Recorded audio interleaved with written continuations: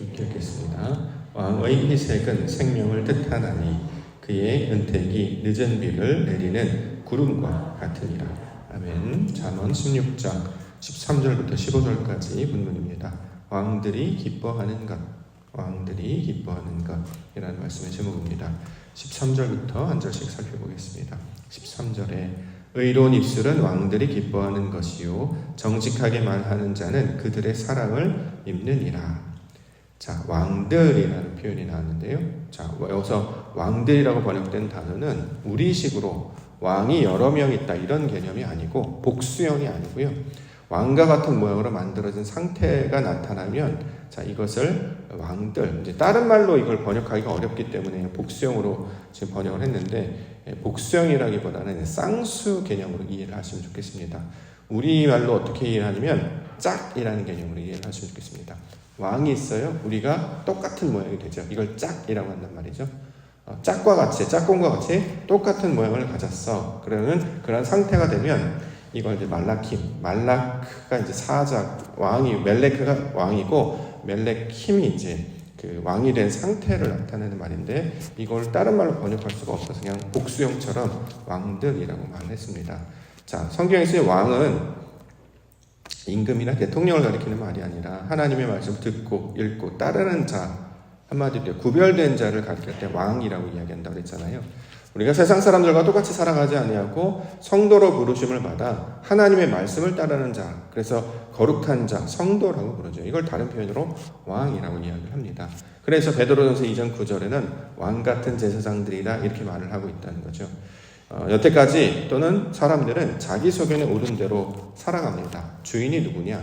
자기죠, 자기. 내가 스스로가 주인이 되면 살아갑니다. 그런데 그렇게 살지 아니하고 이 땅에서 하나님을 주인으로 섬기고 말씀을 따라 사는 자들, 세상 방식과 다르잖아요. 그래서 여기서 구별됐다라고 해서 이걸 왕이다. 이걸 이제 다른 말로 하면 별로 설명할 수도 있겠죠. 어둠 가운데 반짝반짝 빛을 비추는 별처럼 살아가는 것. 이걸 이 땅의 개념으로는 왕 이렇게 이야기합니다. 자, 이처럼 왕의 모습으로 살아가야 되는데 그 왕의 모습이 하루아침에 이루어지는 것이 아니고 점점 완성되어 가죠. 그걸 성경에서는 왕들이라고 이제 번역을 했습니다. 쌍수, 짝이라는 개념으로 이해를 하시면 좋겠습니다. 자, 그렇게 됐을 때 왕들이 기뻐하는 것. 자, 우리가 하나님의 말씀으로 지어져 가는 거죠. 그러면 어떻게 되는 것이냐? 그들이 찾는 기쁨은 의로운 입술이 되는 것이다.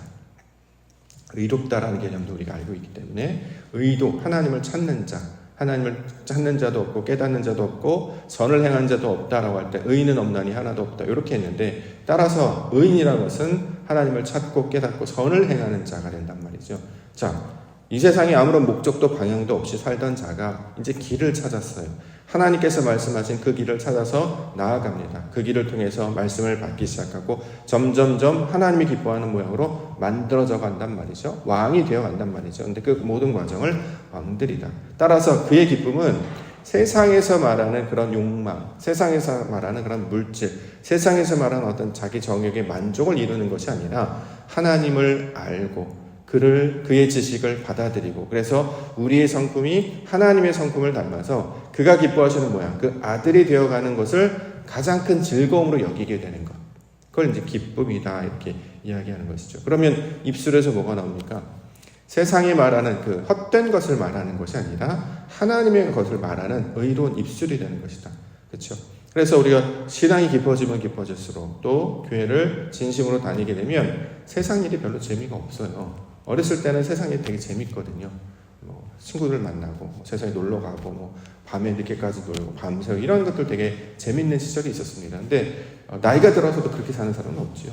젊었을 때 중간에 힘은 있는데 뭘 몰랐을 땐 소위 말하는 세상에서 말하는 그런 즐거움을 추구한다면 인생 깊어지면 깊어질수록 더 깊고 심오하고 더 의미 있는 것들을 찾아가게 되는 게 자연스러운 이치인데 이처럼 하나님의 사람으로 점점점 만들어지면 하나님을 아는 것에 기쁨을 두게 되고 마음을 두게 되어서 그것들로 하나님의 것을 말하는 자가 된다. 이걸 의로운 입술은 왕들이 기뻐하는 것이다. 이걸 이제 의역해서 이렇게 했는데 원래는 왕들이 기뻐하는 것은 의로운 입술이 되는 것이다. 이게 원문 그대로 직역한 내용입니다.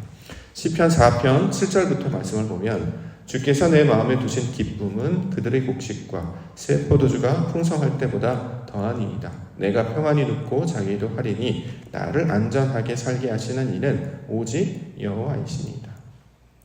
젊을 때는 얼마큼 많이 수확을 거뒀느냐, 포도주를 마시며 먹고 마시자, 오늘 즐겁게 보내자, 이런 것들이 기쁨의 내용이었다면 시간이 지나면 지나갈수록 나의 모든 기쁨과 즐거움의 대상은 오직 여호와시다. 자, 이거를 깨닫는 자를 가리키는 말입니다.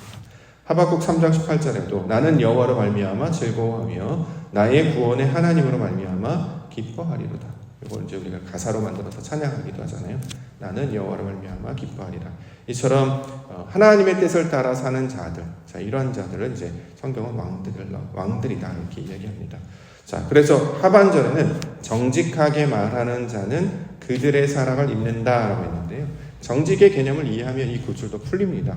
정직, 바른 말하다, 착하게 살다, 옳은 말하다, 이것이 아니라 성경에서 말하는 정직은 하나님이 의도하시는 그 형상대로 만들어지는 것이 정직이죠. 원래 하나님의 의도가 있었어요. 그게 뭐냐면 하나님의 모양과 형상을 닮은 사람을 만드는 것이 하나님의 의도였잖아요. 그래서 그에게 복을 주셔서 하는 일은 땅을 정복하라, 땅을 다스리라, 충만하라, 그렇게 말씀하신단 말이죠. 자, 그 의도대로, 하나님이 원래 창조하신 그 의도대로 아담이 되어서 하나님이 말씀하시는 그 하나님의 사람이 되어서 땅을 다스리고 나를 다스리는 거예요. 땅을 정복하고 나를 정복하는 거죠. 땅이 충만한 것, 하나님의 말씀이 내 안에 이루어지는 것, 이걸 다스리고 정복하고 충만하는 것. 그래서 땅의 사람으로 살지 아니하고 땅에 속한 자로 살지 아니하고 하늘에 속한 자로 사는 것, 이걸 정직이라고 말하는 겁니다. 번역을 그렇게 했을 뿐입니다. 하나님의 의도대로, 하나님의 의도하신 그 목적대로 만들어지는 것이죠. 자, 근데 이걸 몰랐다가 성경에서 말하는 그 비치스라, 땅을 하나님께서 하나님의 사람 만드는 것이구나, 이게 원래 목적이구나를 깨달으면 그렇게 살 텐데, 그 전에 이걸 모르니까 자기 마음대로 막 살게 된단 말이죠. 그래서 그 살게 되면 어떤 일이 보냐면 그 안에 내용이 없어요. 시간은 많이 지났는데, 나이는 꽤 많이 먹었는데 내 안에 열매가 없단 말이죠. 성경에서 말하는 열매는 하나님을 아는 지식이잖아요.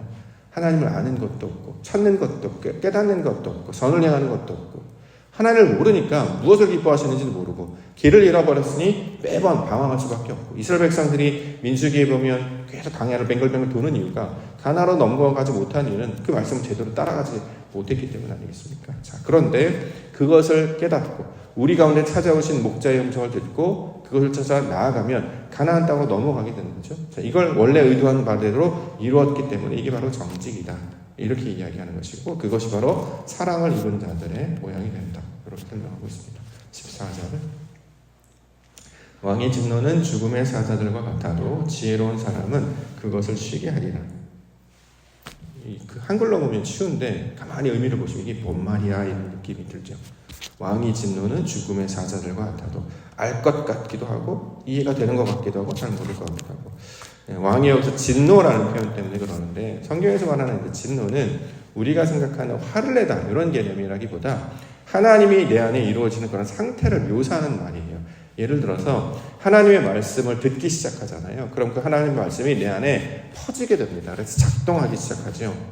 그거를, 그렇죠? 하나님의 말씀 내 안에 들어오면 작동하기 시작해요. 근데 초반에는 이것이 어떻게 들리냐면 천둥 소리 같이, 무서운 소리 같이 들린단 말이에요. 예컨대 시내산에서 하나님께서 임재하셔서 백성들에게 말하려고 하실 때, 하나님의 임재, 그리고 하나님께서 자신의 말씀을 율법으로 가르쳐 주실 때 그것이 천둥 소리와 같다, 이렇게 들린단 말이죠. 출애굽기 19장 16절 셋째 날 아침에 우레와 번개와 빽빽한 구름이 산 위에 있고 나팔 소리가 매우 크게 들리니 진중에 있는 모든 백성이 다 떨더라. 자, 산에 우레, 천둥 번개가 생겼단 말이에요. 빽빽한 구름이 있단 말이죠. 모양으로 보면 얼마나 두렵습니까? 우리가 이제 실제로 그런 걸 목격해도 무섭다, 이런 생각이 든단 말이죠. 이걸, 그러니까 하나님의 음성을 듣는 것을 처음에는 무슨 뜻인지 잘 모르니까 이걸 그러니까 두려움으로 들어요. 하나님이 진노하셨단 말이에요. 예를 들어서 천둥 번개가 구구궁 치면 하늘이 진노했다, 이렇게 표현하는 것이죠. 근데 그건 진노하라고 주시는 것이 아니라 하나님의 영광이 나타나기 시작한다는 거잖아요. 원래 그런 일이 없었죠. 아무런 일도 없었어요. 빛도 없고 비도 없고 아무것도 없었어요. 그러니까 아무 일도 일어나지 않았는데 어느 날 하나님의 음성이 들리니 그 음성을 내가 감당할 수 없으니 마치 화가 나는 것 같은 목소리 듣는다. 자, 이렇게 이제 이해를 하시면 좋습니다. 욥기 37장 1절부터 보면 이로 말미암아 내 마음이 떨며 그 자리에서 흔들렸도다. 하나님의 음성 곧 그의 입에서 나오는 소리를 똑똑히 들으라. 그 소리를 천하에 펼치시며 번갯불을 땅끝까지 이르게 하시고 그 후에 음성을 발하시며 그의 위엄찬 소리로 천둥을 치시며 그 음성이 들릴 때 번개를 멈추게 아니하시느니라. 하나님은 놀라운 음성을 내시며 우리가 헤아릴 수 없는 큰 일을 행하시느니라. 이걸 왕의 진노, 하나님의 진노 이렇게 이제 묘사를 한단 말이죠. 자, 그러면 내 안에 하나님의 말씀이 울려 퍼지기 시작하잖아요. 그럼 두려울 수밖에 없죠. 하나님께서 늘 나에게 낯선 것을 요구하시거든요. 전심을 다하고 순종하고 섬기고 하나님의 뜻대로 하고 이전에 하지 않았던 이런 것들을 우리 가운데 요청을 하십니다. 근데 그것이 마치 무엇과 같이 들리느냐? 죽음의 사자처럼 들린다 이렇게 되는 거죠. 죽음의 사자라고 하는 것은 이제 메시지. 나 이제 죽으라고 하는구나. 끝났구나. 나 이제 큰일 났구나. 이렇게 심판의 메시지처럼 들린다는 거예요. 그런데 지혜로운 사람은 그것을 쉬는 소리로 들린다 이런 말입니다. 여기 하나님께서 우리에게 요청하시는 것이 소리로 들으면 천둥번개 같은데 가만히 그 세미한 음성으로 나에게 알게 하신 그 내용은 그 안에 거하라. 하나님의 말씀 안에 거하고 은혜 안에 거하라 라는 말씀으로 들린다. 왜 그렇습니까? 지혜롭기 때문에. 지혜로운 사람은 하나님의 뜻을 찾는 사람이잖아요. 눈으로 보일 때는 천둥번개가 나타나는 것 같고 구름 빽빽하고 큰일이 날 것 같은데 당황하지 않고 두려워하지 아니하고 잠잠하게 그의 음성을 바라며 나아간단 말이죠. 그러면 어떤 일이 벌어지냐? 하나님의 말씀으로 안에서 그것이 흔들리지 않게 되니까 요동하거나 흔들리지 아니하고 오히려 그 말씀 안에서 안심하게 된다. 자, 이렇게 이야기하고 있는 것입니다. 우리가 바로 하나님을 찾는 사람이잖아요. 그래서 세상에 일을 경험하게 되면 큰일 나는 것 같지 않습니까? 갑자기 사고를 당한다거나 뭐 낯선 일이 생긴다거나 뭐 예를 들어서 미국의 무슨 대통령이 바뀐다거나 뭐 상황에 세상에 어떤 일이 벌어진다거나 그럼 처음 이런 일을 만나면 진짜 하늘이 무너지는 것 같은 경험을 해요. 근데 이것도 하나님의 사인이란 말이잖아요. 이 모든 역사를 하시는 하나님의 사인. 근데 우리는 그 처음에는 당황해서 어떻게 해야 돼? 소위 말하는 이제 멘붕, 요즘 젊은 사람은 멘붕이라고 맨날 얘기해서 머리가 하얘지는 어떻게 하면 돼? 큰일 났어. 그런데 지혜로운 사람 뭘 찾습니까? 하나님을 찾는단 말이죠. 그래서 기도 가운데 나아가는 거예요. 기도를 하다 보면 뭐예요? 하나님께서 들려주시죠. 이게 그렇게 큰 문제가 아니고 이 또한 지나갈 것이고 이것 가운데서도 하나님이 우리와 함께 하시기 때문에 두려움이 없게 되는. 그래서 말씀을 붙잡고 하나님을 찾는 자는 그 고요한 상태로 이르게 되어서 그래서 오히려 흔들리지 아니하고 쉼의 상태, 안식하게 되는 상태가 되는 것이다. 자, 이러한 지경까지 나아가는 자들 뭐라고 한다고요? 왕이라고 한다고요. 그래서 세상과 다르다라는 거예요. 큰일 났어. 어떻게 하면 좋니? 뭐 아이가 잘 됐어. 못 됐어. 집안에 큰일 나서 어떤 일이 벌어졌어. 사람 눈으로 보면 그렇게 보이죠. 그런데 그렇지 않아. 그래서 우리가 이제 요동하거나 흔들리거나 이렇지 않는 것. 그래서 우리를 왕들이다. 거룩한 제사장처럼 하나님께서 말씀을 붙잡는 자다. 자, 이렇게 이야기하는 거죠. 15절. 왕의 희색은 생명을 뜻하나니 그의 은택이 늦은 비를 내리는 구름과 같다. 그래서 희색이라는 말이 이제 빛이라는 단어와 얼굴이라는 단어를 이렇게 결합한 말인데 그걸 희색으로 번역을 했습니다. 얼굴빛이 그렇죠? 나타났다. 자, 하나님의 역사가 우리 안에 나타나게 되면 처음에는 구름이 가득하여서 먹구름이 가득 비가 내리고 하면 이제 우울한 느낌이 들지만 신기하게도 평강에 임하게 되면 얼굴이 풀어지죠. 편안해지는. 그래서 하나님의 역사가 나타나는 것이다. 이 생명이라고 하는 것은 이제 살아있다라는 개념이기 때문에 우리 안에 말씀을 가지고 있으면 하나님의 약속을 가지고 있으면 그 낯빛이 얼굴빛이 어두워지는 것이 아니라 당황해서 기색이 어두워지는 것이 아니라 하나님의 빛을 받은 얼굴처럼 밝음으로 나오게 된다. 자, 이렇게 설명하는 것이고 그 다음에 늦은 비 나오는데요. 성경에서 이른 비를 내시고 늦은 비를 내리신다 이런 표현들이 나오거든요. 성경에서 이게 다 상징인데 이른 비가 뭐냐면 말씀이죠. 말씀. 처음 내리는 비. 처음에 우리에게 하나님께서 말씀을 부어주세요. 그렇죠? 근데 말씀을 부어주시는데 이게 감당하기가 어렵습니다. 뭔 말인지 몰라요. 그래서 이걸 쓰다라고 얘기하죠. 마라물. 출애굽기에 보면 이스라엘 백성들이 광야를 건너가서 목이 마르는데 마실 물이 없으니까 원망했단 말이죠. 그래서 마라했어요. 마실 물을 보니까 이게 써서 먹지 못하더라. 근데 어떻게 물을 먹게 됩니까? 그 안에 나무를 던진단 말이죠. 그랬더니 그것이 달게 되어서 마시게 되었다. 자, 처음에 이른 비를 내실 때는 우리가 처음 비를 맞아요. 이게 잘 감당이 안 되는데 우리 나중에 늦은 비를 맞습니다. 늦은 비는 성경에서 성령을 이제 비유하는 말입니다. 말씀으로 주셨을 때는 알 것 같기도 하고 모를 것 같기도 하고 감당할 것 같기도 하고 감당하지 못할 것 같기도 하고 그런데 성령이 임재하게 되면 하나님께서 역사하시는 것임을 알게 된다. 자, 이 말로 설명하고 있는 것이죠. 우리 가운데 무슨 예를 들어서 예수님이 이 땅 가운데 찾아오셨는데 사람들이 이해를 못했잖아요. 왜 저렇게 하는지.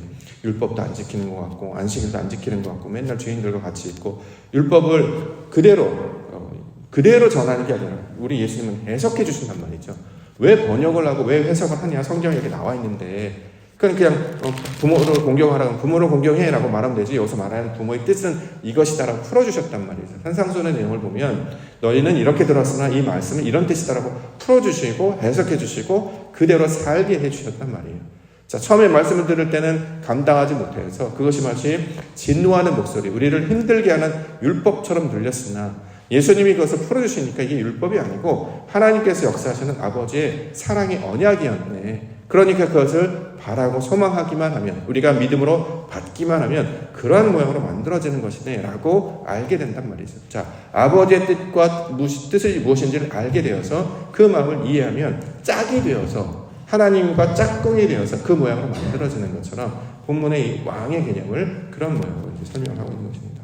자, 이처럼 잠언의 모든 내용은 우리에게 윤리도덕을 가리키는 삶 가운데 나타나던 교훈, 격언 정도로 이제 번역하기도 하는데 그런 프로버브 같은 격언이 아니고 하나님의 역사를 담아놓은 메시지입니다. 근데 이걸 상징과 비유로 우리 가운데 주셨기 때문에 이 개념을 알지 못하면 이해를 못하고 오히려 반대, 이상한 길로 나아가게 된다는 거죠.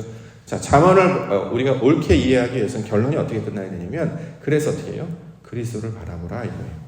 하나님이 하실 것이기 때문에 그러므로 그리스도를 바라보라는 것이구나. 하나님을 찾으라는. 왜 그리스도를 바라보냐? 그리스도 예수께서 이 땅 가운데 오셔서 항상 아버지의 뜻을 살피고 아버지의 뜻을 전하고 아버지의 말씀대로 살다가 죽으셨단 말이죠. 자, 그래서 어떻게 됐냐? 부활의 영광으로 나타나셨기 때문에 자, 이것을 우리로 소망하게 하셔서 하나님이 보내실 그 죽음의 사자와 같은 그리스도 예수의 말씀이 내 안에 오히려 생명의 말씀이 되는 것이다. 그래서 세상 사람들은 이해가 안 되는 것입니다.